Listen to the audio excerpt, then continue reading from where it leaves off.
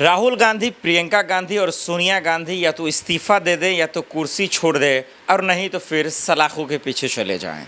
ये आरोप, ये इल्ज़ाम दरअसल बीजेपी के प्रवक्ता के तरफ से लगाए गए हैं, बजब्ते प्रेस कॉन्फ्रेंस कर बोले गए हैं। अब ऐसा क्यों कहा गया है? और कहा यह भी जा रहा है कि राहुल गांधी अगर लिखित तौर पर एफिडेविट नहीं देते हैं तो उन पर जो है कानूनी कार्रवाई भी हो सकती है और इलेक्शन कमीशन जब एक्शन लेगा तो उन्हें जेल में भी जाना पड़ सकता है। अब बीजेपी एक तरफ कह रहा है भाई आप इस्तीफ़ा दे दो, आप कुर्सी छोड़ दो, तो वहीं इंडिया गठबंधन की तरफ से और राहुल गांधी की तरफ से ये कहा जा रहा है कि मोदी सरकार चोरों की सरकार है, कुर्सी पे बैठने का कोई भी अधिकार नहीं है, एनडीए की जो सरकार है वो बेईमानों की सरकार है, लिहाजा उन सबको इस्तीफ़ा दे देना चाहिए। अब हम इस वीडियो में ये समझने की और परखने की कोशिश करेंगे कि झूठा कौन है, सच्चा कौन है, लड़ाइयाँ किसके किसके बीच में हैं और इस बीच में जो भी जिस पोस्ट पर है, जिस पद पर है, संवैधानिक पद पर होते हुए झूठ कौन बोल रहा है। उम्मीद है कि इस वीडियो में शुरू से अंत तक आप बने रहें। हम सबका पर्दाफाश करते हैं और सबसे पहले समझाते हैं कि बीजेपी के प्रवक्ता ने ऐसा क्यों कहा कि सोनिया गांधी जी, प्रियंका गांधी जी और राहुल गांधी जी इस्तीफ़ा दे ना दें।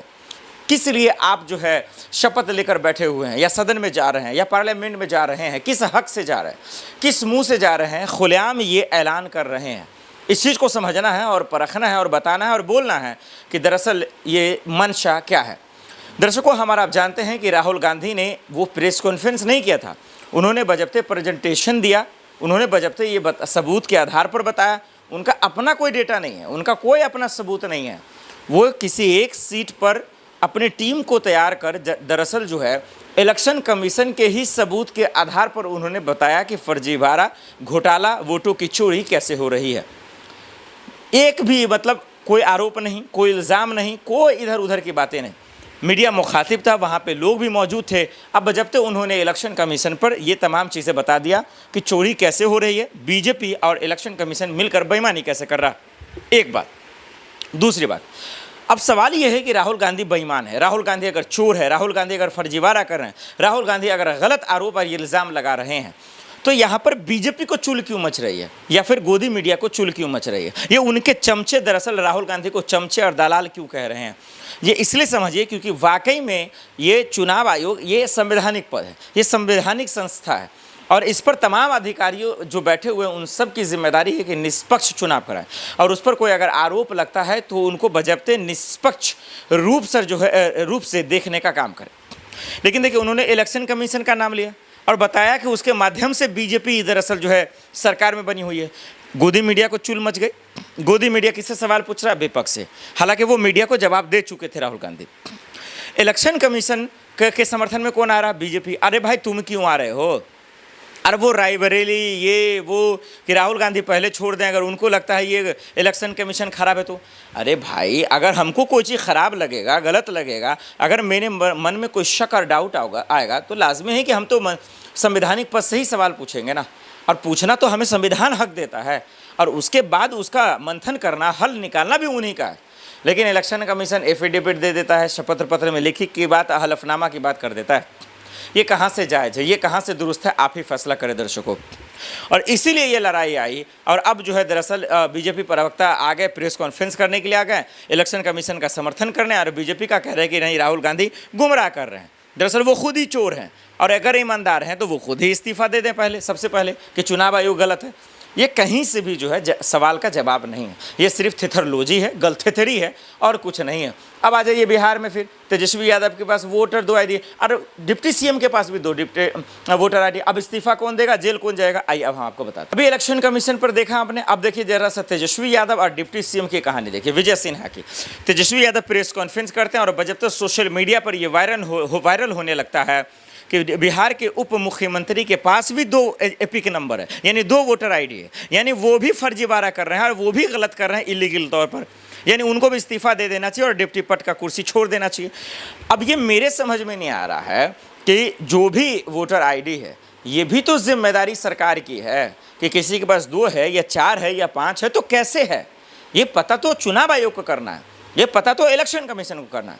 लेकिन इलेक्शन कमीशन का जो रवैया सुप्रीम कोर्ट में है, इलेक्शन कमीशन का रवैया जिस तरीके से विपक्ष के नेताओं को लेकर है, ये समझ में कहीं से नहीं आ रहा कि वो लोकतंत्र की हिफाजत करना चाहता है। ये समझ में आ रहा है कि वो मतलब खुला सार है, जो चाहे कर सकता है। अरे भाई ऐसा कैसे हो सकता है?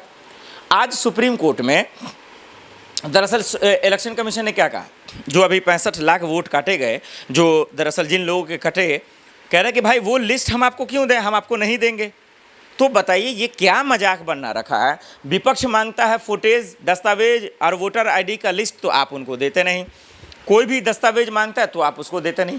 ये सुप्रीम कोर्ट में जिस तरीके से रवैया अपना रहा है चुनाव आयोग, ये चुनाव आयोग है या किसी और का आयोग है? ये तो सवाल उठेगा ही।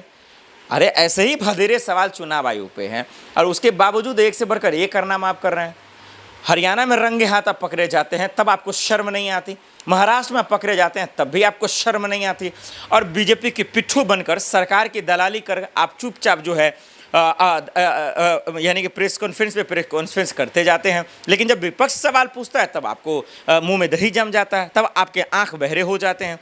तो ये सवाल इंडिया गठबंधन का है। यही सवाल कांग्रेस के प्रवक्ता भी कह रहे हैं कि चुनाव आयोग से सवाल पूछ रहा हूँ तो भाजपाइयों को क्यों मिर्ची लग रहा है, भाजपाइयों को क्यों चूल मच रही? ये बहुत बड़ा सवाल है और यही पूछा जा रहा है।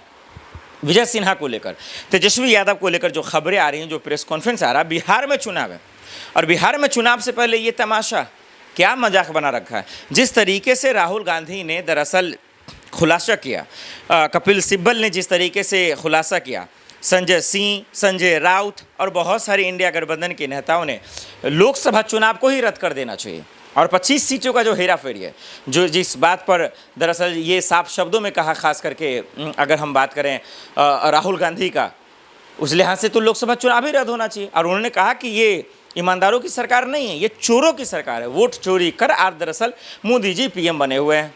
और ऐसा है तो इस बात पे तो फिर चुनाव आयोग को नज़रें डालनी चाहिए और उनको ये समझना चाहिए तो लोकतंत्र को बचाना है। ये तो गलत हो रहा है, ये चीज़ें कहीं से भी जायज़ नहीं है। लेकिन हमारा आप देख रहे हैं, सवाल उठाइएगा तो गालियाँ दी जाएंगी, सवाल उठाइएगा तो किस तरीके से उनको मिर्ची लग जाता है। ये ठीक नहीं है, ये होना भी नहीं चाहिए। इस बात को समझना चाहिए था चुनाव आयोग को। लेकिन किस तरीके से दरअसल जो है सुप्रीम कोर्ट में ये तमाम जगह जो है लड़ाइयाँ चल रही हैं, ये हम सबके सामने हैं। दर्शकों, मैं आपसे ही पूछना चाहता हूँ, ये राहुल गांधी हों या तेजस्वी यादव हों या अखिलेश यादव ने बजबते भी कहा एपी के नंबर को लेकर, चुनाव वोटों की चोरी को लेकर, चुनाव आयोग पे सवाल इतने हैं, लेकिन ये सरकार का कहना, ये एनडीए गठबंधन का कहकर ये बचा लेना कि भाई ये लोग हार जाते हैं और दरअसल जो है चुनाव आयोग पर ठिकरा फोड़ देते हैं, ये कहीं से भी दुरुस्त नहीं है, ये कहीं से भी जायज़ नहीं है। इस पर बचने की ज़रूरत है। लोकतंत्र है, लोकतंत्र में निष्पक्षता होनी ज़रूरी है, पारदर्शिता होनी ज़रूरी है, लोगों के मन में जो शक है उसको डाउट होना ज़रूरी है। ये लोकतंत्र का हक है, ये दरअसल संविधान का हक है। नहीं तो उनके हक को, उनके आत्मा को कुचलने का काम अगर संवैधानिक संस्था करेंगे तो फिर ये देश में दरअसल जो है तानाशाही की बू हम सबको हर तरफ बिखरता हुआ नज़र आ रहा है। इसलिए बचने की ज़रूरत है। और इन तमाम मसलों पर जो घमासान मच रहा है, इस पर आपकी क्या राय है, हमें कमेंट कर जरूर बताइएगा।